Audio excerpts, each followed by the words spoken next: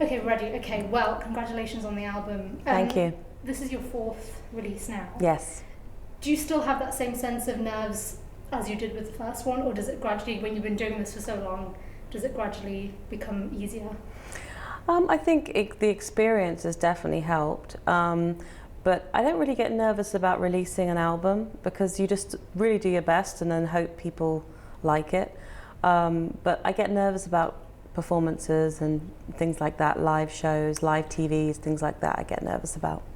And the reactions have actually been really great to the new material. You've performed it live. You had a concert quite recently Yeah. in London. So what was the feedback like from the audience? I think, yeah, they really, really liked it. I think I was very surprised at, the warmth of the audience and just how people had travelled from quite far away, and they were wonderful, always wonderful audience. So I was really, really grateful. So this album is a collection of Burt Bacharach and Hal David amazing songs. How did this idea to record these songs come about for you? Actually, the Bacharach and David path has been, around for a long time, but it was put to me by the record company as, would I like to do it as a project. And I had originally met Burt Bacharach in 2010 when I about to release my first record, Seasons of My Soul. And I had gone to his house in California. This was before I even released my album, so it was quite a big thing. I just signed my record deal, and then I was being invited to Burt Bacharach's house to hear some songs, and so it was quite a big thing. And I met him then, and then a few times since I got the opportunity to perform with him at the White House. Well, actually for him at the White House. I performed for him as alongside Stevie Wonder, Sheryl Crow, Dinah Krall, and many other musicians as part of the Gershwin Prize for Music, because Bacharach and David were being awarded the Gershwin Prize for Music at the White House. So I got to perform A House Is Not a Home for Burt Bacharach and Hal David's family and the Obamas. So that was exciting. And then I also did the Palladium with Burt Bacharach and an orchestra this past summer, and I did Balance of Nature and Close to You from the album with Burt at the Palladium, so that was amazing. So we've kind of crossed paths, and it's been a wonderful journey. And because you've got a little bit of history there with Burt, in terms of recording this album, was he kind of involved at all in terms of your arrangements of the songs? I mean, did he collaborate in any way on the record? He played on an introduction on This Girl's in Love with You, which was amazing. He came down to Capitol one evening and recorded an introduction, and he sang, which is beautiful.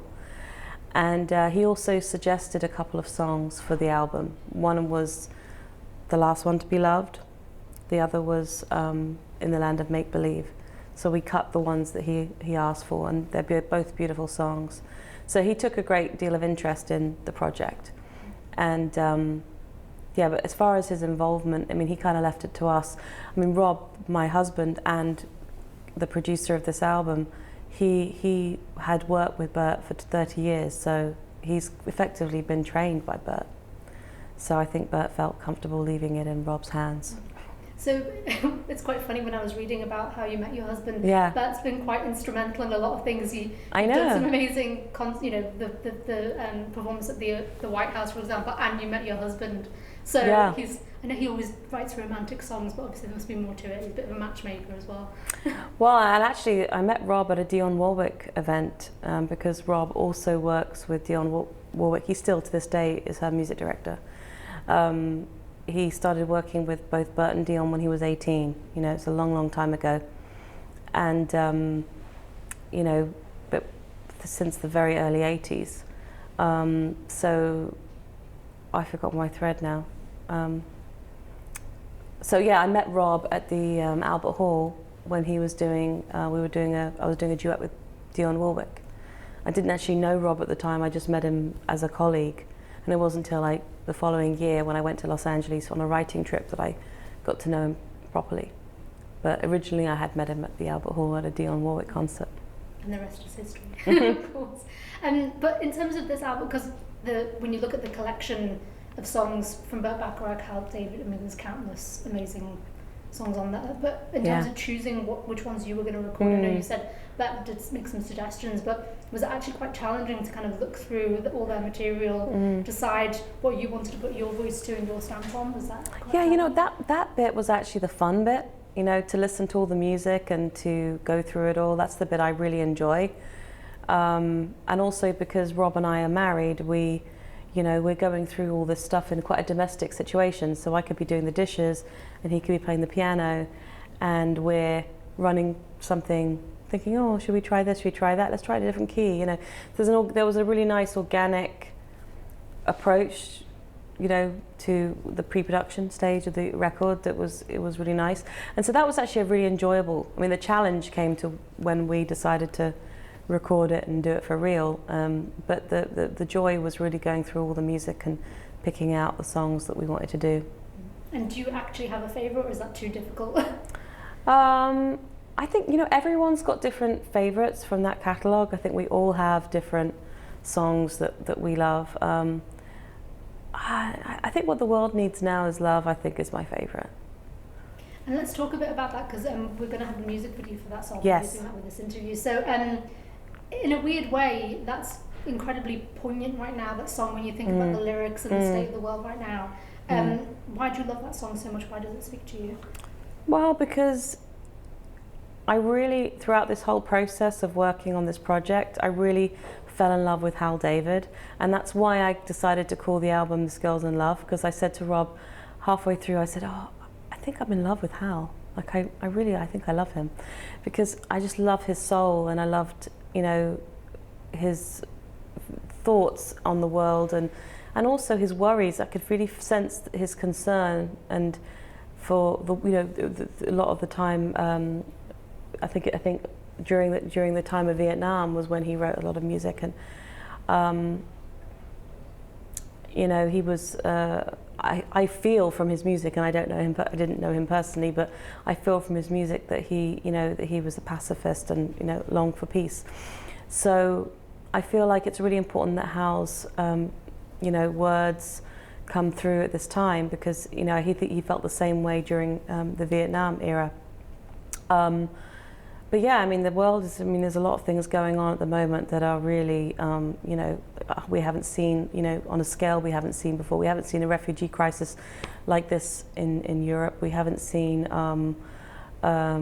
depravity and that kind of war. We haven't seen this kind of these kinds of levels of war in the Middle East, and that just in every country just seems to have all the problems seem to be coming to the surface. So it feels like we're in a place in the world where we're all having to face our darkness, and we can't run away from it anymore. And this could be a prelude to something good and change, and let's hope that's the case. But this song really is a prayer. What the world needs now is love is a prayer, asking God to bring peace to the world, and that's why I really connected with it. That's the thing, the lyrics are so, emotive, I guess, aren't they? Yeah. Do you think that music, because I feel like, as you were saying, that Hal David wrote a lot of the stuff during the Vietnam War, and a lot of the kind of music that artists are making now, do you think people do use music as a sense of escapism in times of difficulty, I guess? I think so. I think it's a wonderful thing it's transporting.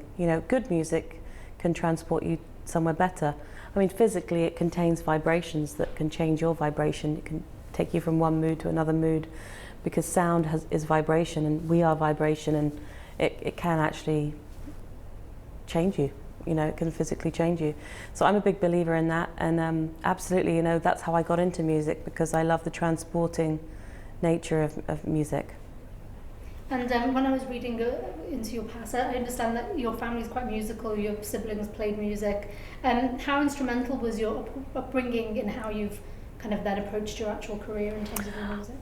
I think it's been very influential, my upbringing, because for example, there was always a guitar lying around, and there was always a guitar in every room. So, and when people are constantly picking up the guitar and playing a song, while they're talking to you, it just becomes normal and natural, and it doesn't seem something odd, or it also doesn't feel like, oh, we're performing. It's more like a way of communicating, just another way of talking.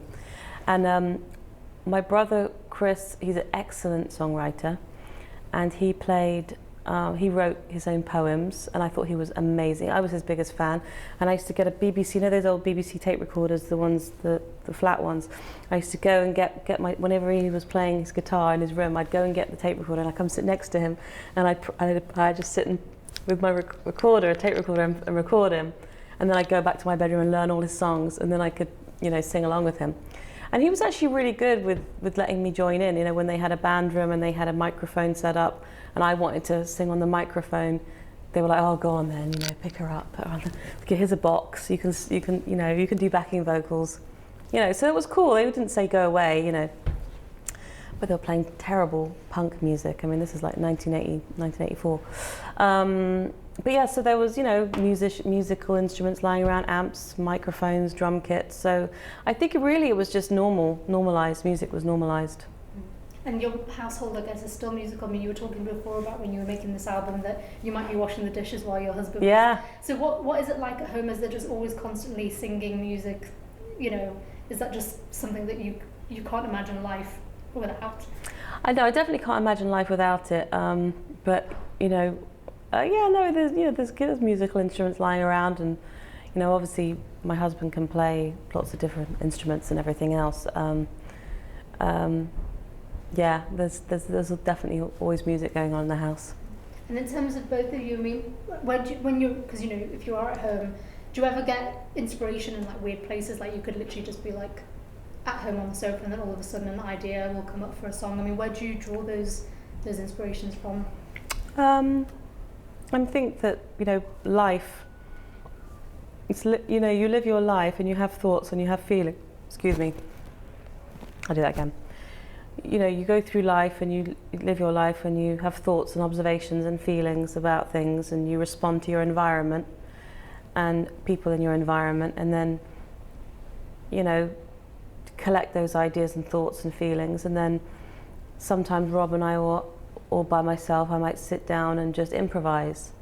And through the improvisation process, that's when you kind of can allow ideas to come up without judgment.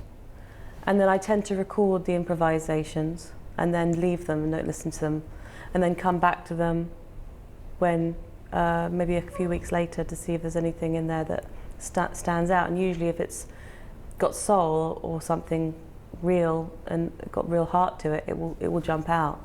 And then you take that idea and then you improvise with that, and then, you know, but really, you know, it's life distilled.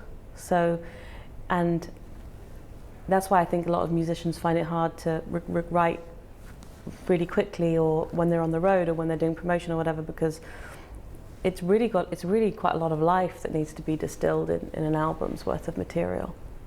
Fantastic. And with this album, I know you've done some performances. What's the plan? Are you doing some more live performances? I'm doing a show in Leeds on the 25th of November, and that is actually going to be it's also fundraising for an organisation called For Life on Earth, and it's to highlight the plight of the Yorkshire Beagles that I don't know if you know about the Yorkshire Beagles. Very quickly, you don't have to cut this, but the government overruled the Yorkshire County Council and approved a commercial beagle breeding facility in Hull that will they will breed 2,000 beagle puppies every year for testing for labs, and it's really the first time this has happened on this scale. And it was denied by the previous Communities Minister, Eric Pickles, and then Greg Clark approved it. So really we're going to Leeds to show solidarity with East Riding Council and the people of Yorkshire who opposed it, and just to sort of shed some light on the issue, really, which is a terrible issue. So all the profits are going to go to charity. Wow, that sounds incredible. I mean, terrible that you have to do that, but I mean, because I'm a big dog fan, you see, I love my dog, and this shouldn't be happening in 2016. Also, beagle testing is really doesn't work, and that's what For Life on Earth want to prove once and for all, So it's really interesting. But yeah, I'm doing that on the November 25th in a venue called The Church in Leeds. Fantastic. So, I mean, well, that's obviously something close to your heart. Do you think it's important when you've got a profile to try and support causes that are, that you find important and kind of lend your face and voice to these causes? I think you just do what you can. I mean, in the world, as you were saying earlier, the world there's so much going on, and there's all the stuff's coming up, and everyone's there's enough. Okay, how do I put this? There's a lot to do.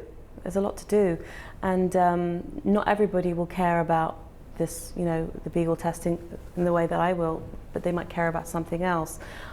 We can't possibly do everything. We just take a couple of things that we can do. But I feel like right now there's so much to do on planet Earth. There's so much to do in our country. There's so many things that we could be actively helping with. That I think as a citizen, any citizen, I think it's vital to do what we can. Fantastic. I think that's everything. Thank you so much. Oh God, I can't believe that about the Beagles. I know, it's disgusting. Well, it's actually it doesn't even work. Like, Beagle testing doesn't even work. It's disgusting.